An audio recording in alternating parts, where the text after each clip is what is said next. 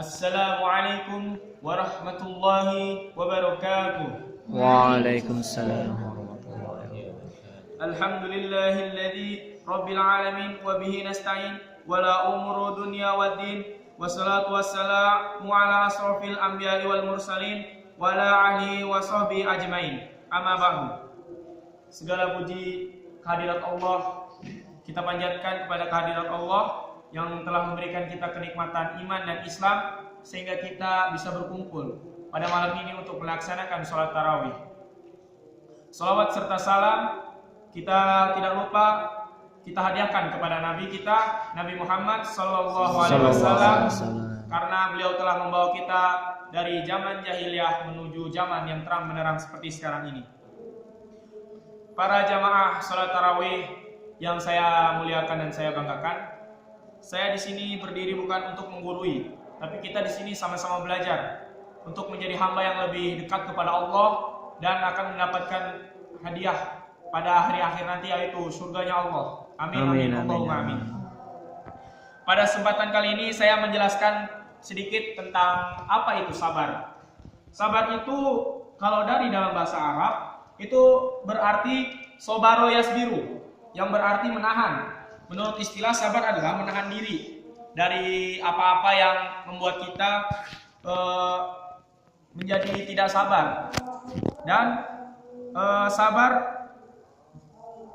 sabar menyikapi sesuai syariah atau menjaga apa-apa yang telah diturunkan oleh Allah Subhanahu wa taala. Pada surat Al-Baqarah ayat 153.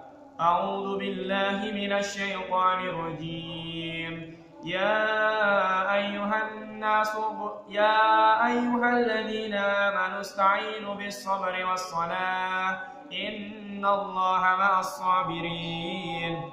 Wahai orang-orang yang beriman, sesungguhnya jadikanlah sabar dan salat sebagai penolongmu. Sesungguhnya Allah itu bersama orang-orang yang sabar. Di sini dijelaskan Allah bersama orang-orang yang sabar. Maka buat saudara-saudaraku semua, apabila ada pepatah mengatakan seseorang itu ada batas sabarnya, kata siapa? Allah menjelaskan dalam Al-Quran, Allah itu bersama orang-orang yang sabar. Innallaha ma'as sabirin. Allah bersama orang-orang yang sabar. Apabila antum-antum semua sabar, yakinlah Allah bersama antum-antum semua. Kita hanya perlu berdoa kepada Allah. Apabila kita sedang dizolimi oleh seseorang atau siapa, maka teruslah bersabar. Berdoa kepada Allah agar orang yang menzalimi kita itu tidak menzalimi kita lagi dan mendoakan kepada Allah. Soalnya saya pernah mendengar doa-doa yang dijawab oleh Allah itu adalah orang yang terzalimi, orang yang terhakimi. Makanya di saat kita terzalimi, kita harus bersabar dan berdoa kepada Allah. Itu insya Allah doa kita itu dijawab sama Allah Subhanahu wa taala. Dan dijelaskan pula pada surat Al-Furqan ayat 75, mereka itulah orang-orang yang dibalas dengan kedudukan tinggi di surga dengan sebab kesabaran mereka. Tuh, Allah telah berkata pada surat Al-Furqan ayat 75, mereka itu adalah orang-orang yang akan dibalas kedudukannya yang tinggi di surga nanti. Allah itu gak bakal bohong, gak kayak kita ya, sedikit-sedikit bohong.